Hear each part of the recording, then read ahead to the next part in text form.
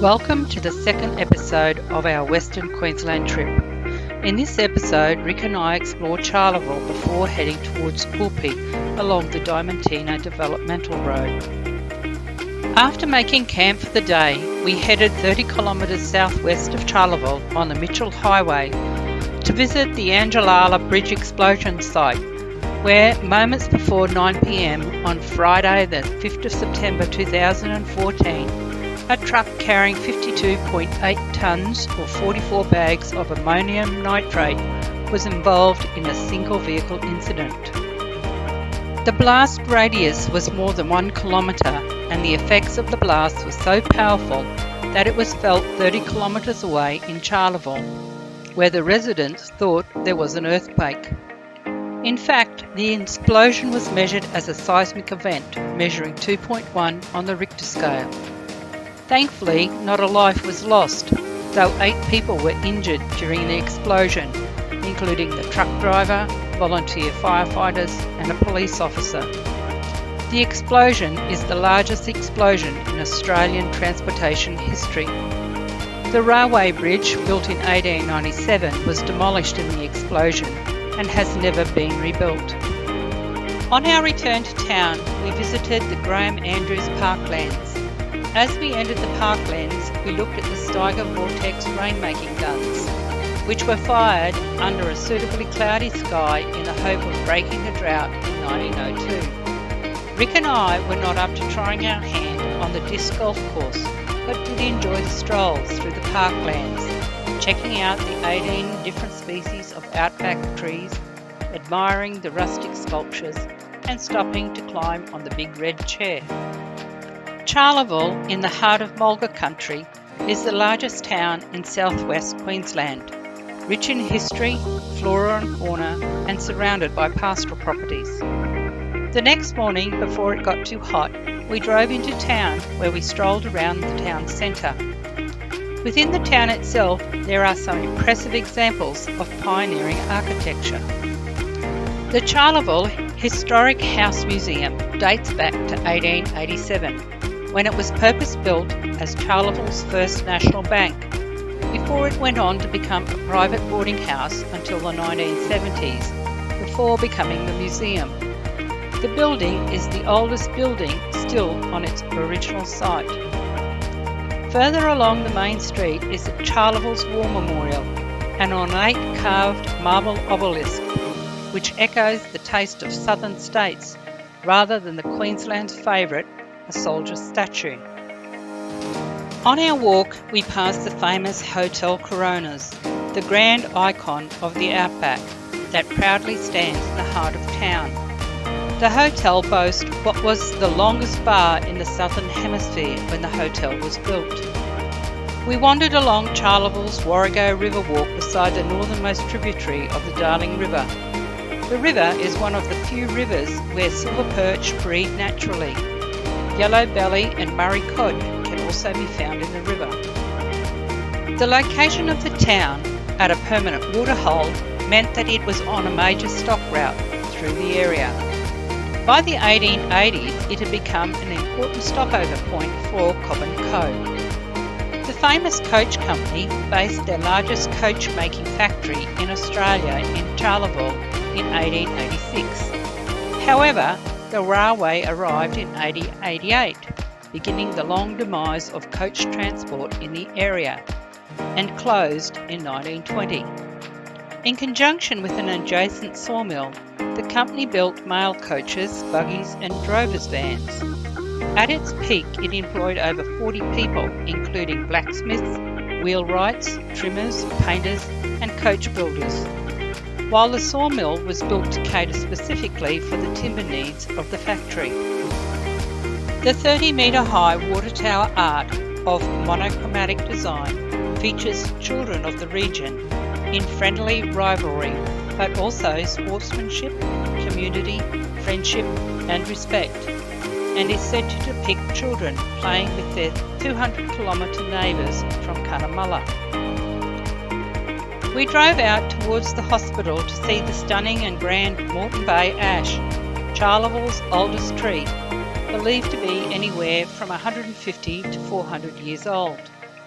We also visited the cemetery where, in the April 1990 floods, graves had been washed away.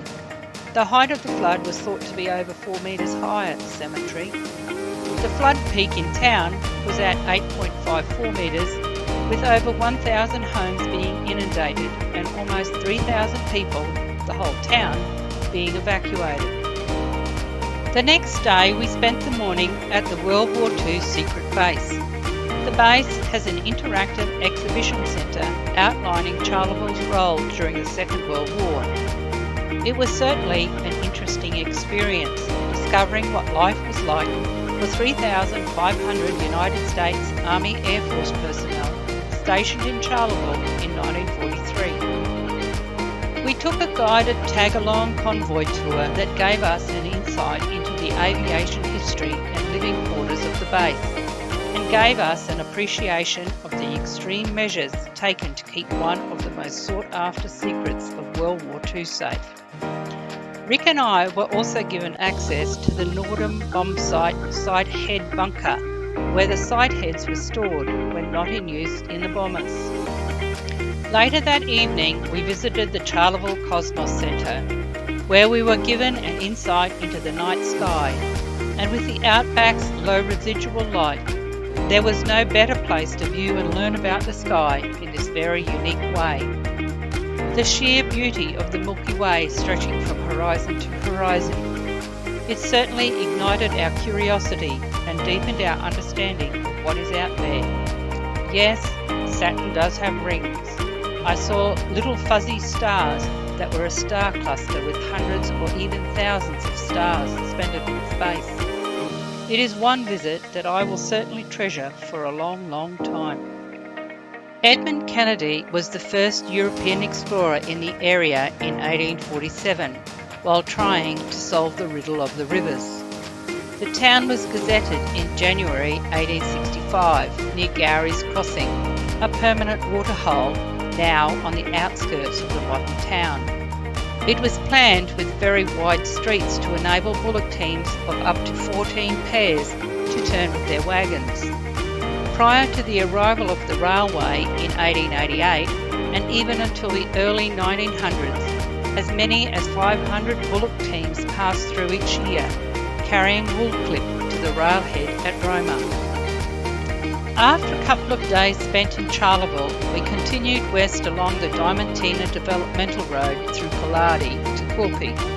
Along this stretch of our travels, I was amazed by the wide variety of trees, dependent on the varied soil types and terrain we were travelling through. There were still native bottle brushes and some wildflowers still in flower that stood out as we passed. Quilpie, one of Australia's smallest towns, was once a thriving railway town, but once the rail connection was closed, residents slowly drifted away. Today, only a handful of residents remain. The railway station was originally called Yarranvale after a local pastoral station, with the town taking its name from the railway station.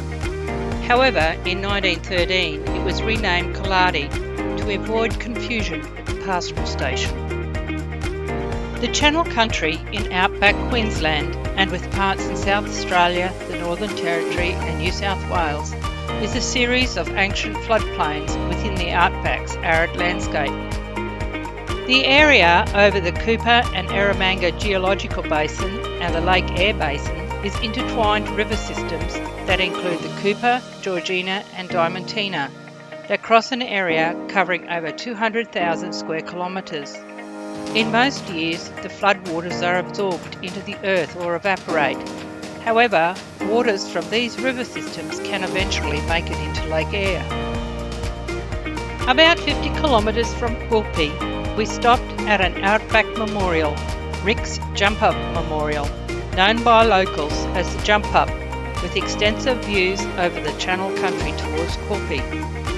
For the local residents, reaching the knoll on the Warrego Highway overlooking the Western Queensland countryside is a sign that they're almost home.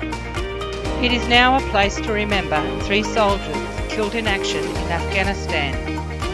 The memorial is created in rusted steel that settles into the red rich earth of the Jump Up. Rick's Memorial is dedicated to Lance Corporal Rick Milo Milosevic, one of Quilpie's favourite sons, and his two comrades killed alongside him, Sapper James Martin and Private Robert Poat. It also honours all who served in Afghanistan and the men and women of the Quilpie Shire who have served in past conflicts and peacekeeping missions. On reaching Quilpie, we made our camp on the Boolaroo River just outside of town. Once camp was set up, we went exploring. Our first stop was Baldy Top Lookout, one of the most elevated points in southwest Queensland, with its breathtaking landscape that stretches as far as the eye can see. Rick and I climbed to the summit to be amazed with spectacular views of the surrounding country. It was truly remarkable. The contrast between the rich red rock formations and the dark green forest country was incredible. We peered into caves and crevices as I scrambled over some of the steeper parts of the track, but was rewarded by the tranquility and solitude of the outback. Baldy Top is a magnificent boulder formation formed naturally over millions of years and is part of the Grey Range. The Grey Range is a series of low-lying peaks rising from the Great Artesian Basin that extends from the west of Blackwall in central West Queensland to the north of Tibooburra in far west New South Wales. The whirlywinds that blew across the landscape heightened how hot and unsettled the atmosphere was. The Boolaroo River, with floodplains that extend into northern New South Wales, is the only river in the region that is not part of either the Murray-Darling Basin or the Lake Eyre Basin.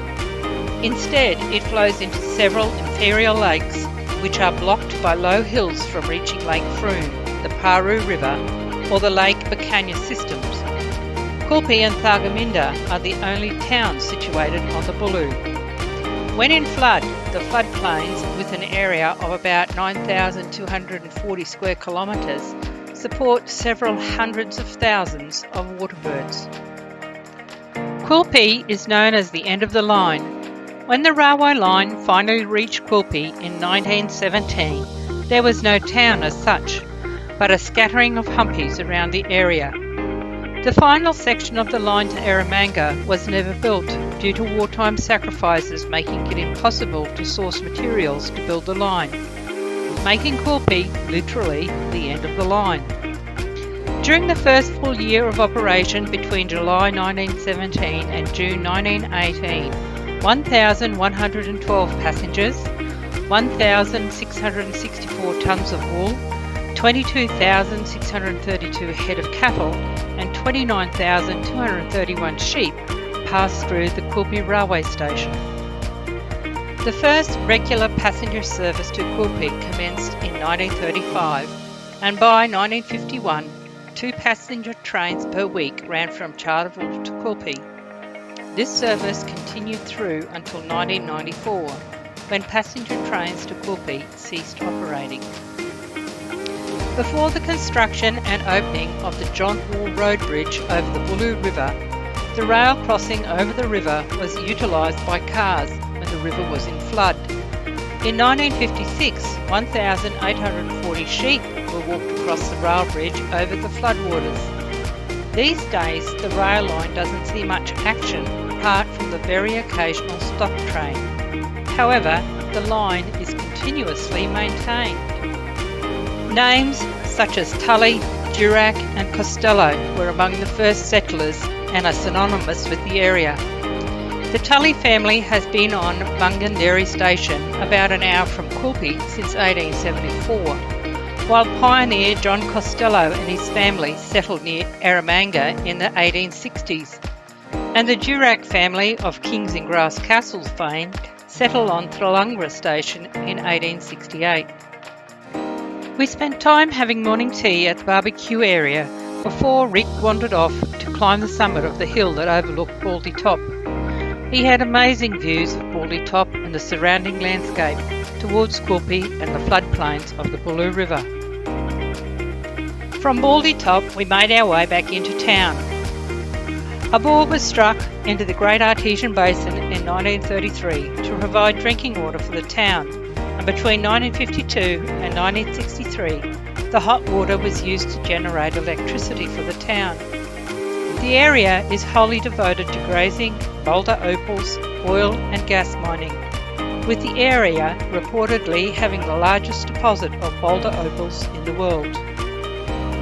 Located next door to the Visitor Information Centre is the Quilpie Shire Military History Museum, filled with displays featuring photographs, memorabilia and literature depicting Quilpie's military history. We also visited St Finbarr's Catholic Church, which was officially opened and dedicated in 1930. Though built of timber, the church was replaced with brick in 1972. In 1976, the priests at the time decided to complement the opal mining background of the area by commissioning local miner Des Burton to install a border of opal around the carving of Our Lady of Perpetual Scour. Instead, Des offered the priests a bit on the wall. This turned out to be almost an entire wall, which is now installed on St Finbarr's altar, lectern and baptismal font, and is certainly worth seeing. While in Quilpie, Rick and I admired the 45-metre long mural in Mural Park depicting Quilpie's history. In the park we also found the locally handcrafted iron picnic tables made from old wagon wheel rims, inlaid with opal, and features a mosaic brolga detailed on the top. The medium strip of the main street was lined with a collection of silhouettes and sculptures of brolgas, sheep, cattle, and the drover on his horse. On returning to camp, Rick and I enjoyed a tranquil afternoon beside the Buller River, where I spent the afternoon watching, I think, a pair of whistling kites feeding their young high in the tree across the water, and the turtles sunbaking on the submerged logs in the river. It was such a peaceful, quiet afternoon. I hope you have enjoyed watching this episode. Join us next time as Rick and I leave Quilpie and continue our journey along the Warrego Highway to Eromanga, where we visit the amazing Eromanga Natural History Museum before joining Adventure Way and making our way towards Inaminka. Take care and stay safe. Cheers, Rick and Rosemary. R&R Living Life.